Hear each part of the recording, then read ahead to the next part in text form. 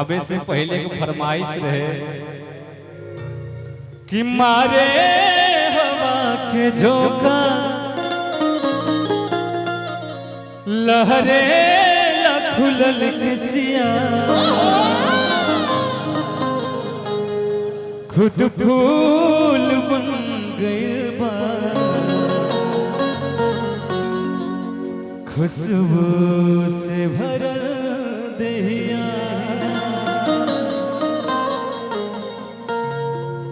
इस शरीर के बनावट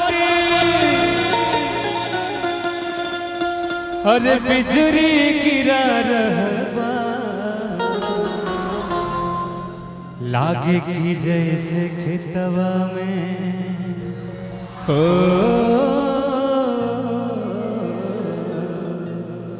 लागे की जैसे खेतवा में सरसों फुला रहल बा। लेकिन चाहल के एकरा म्यूजिक से आवे दे सब लोग आवा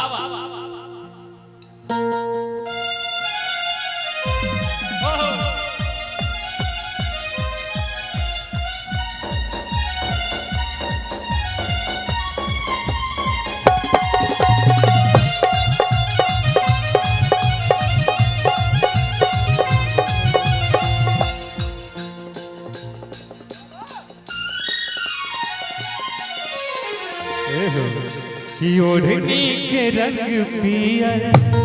ओढ़नी के रंग पियर ओढ़नी के रंग पियर बिजली गिरा रहबा लागे की जैसे खेतवा में ओ लागे की जैसे खेतवा में सरसों फुला रहलबा लागे की जैसे खेतवा में सरसों फुला रहलबा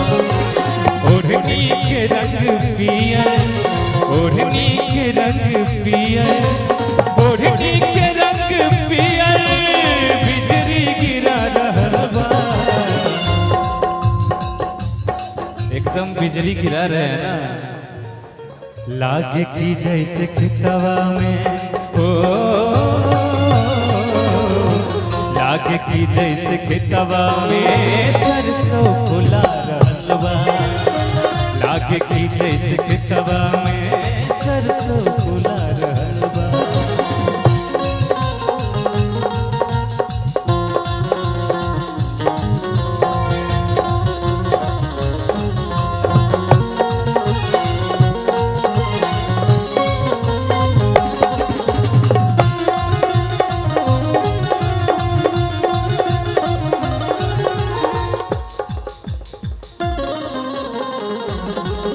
मारे हवा के झोंका लहरे लखुलल किसिया ऐसे ना रुक जा भाई दोनों जन के केसिया लहराबे के बा ठीक बा कि मारे हवा के झोंका ई केसिया ना लहराता हाथवा लहरा कि मारे हवा के झोंका लहरे लखुलल किसिया खुद फूल बन गइल बा खुशबू से भरल दहिया मारे हवा के झोंका लहरे लखुलल किसिया खुद फूल बन गइल बा खुशबू से भरल दहिया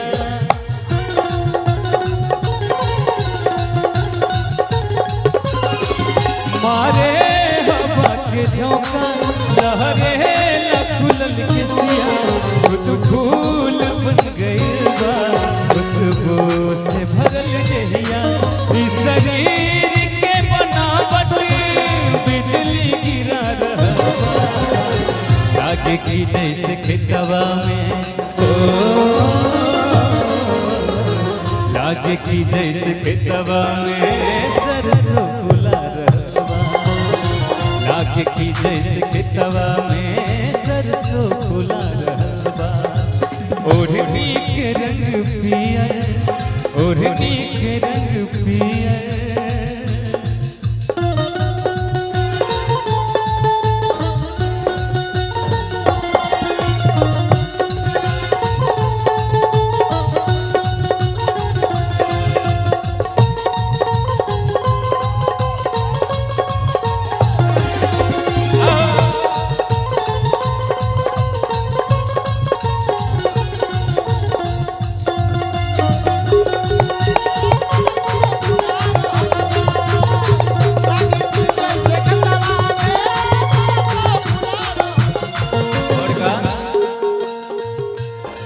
अभी शुरुआत बा,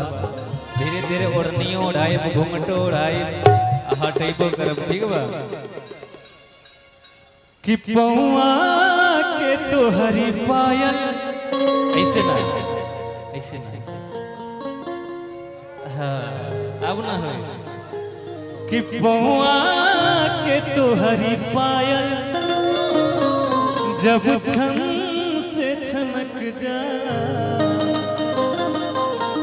लागे कि कौनो भवरा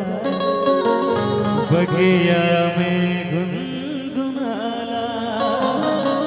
वैसे आप दोनों बहुत अच्छी कलाकार हैं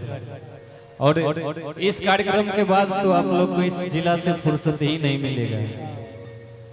कि पहुआ के तोहरी पायल जब छन से छनक जाला, लागे कि कौनो भवरा बगिया में गुनगुनाला।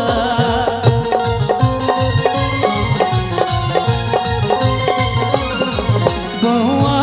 के तोहरी पायल जब छन से छनक जाला, लागे कि कौनो भवरा बगिया में गुनगुनाला। मुस्कान तोहर दिल पे, मुस्कान तोहर दिल पे है बिजली गिरा रहल बा, लागे कि जैसे खेतवा में हो, लागे कि जैसे खेतवा में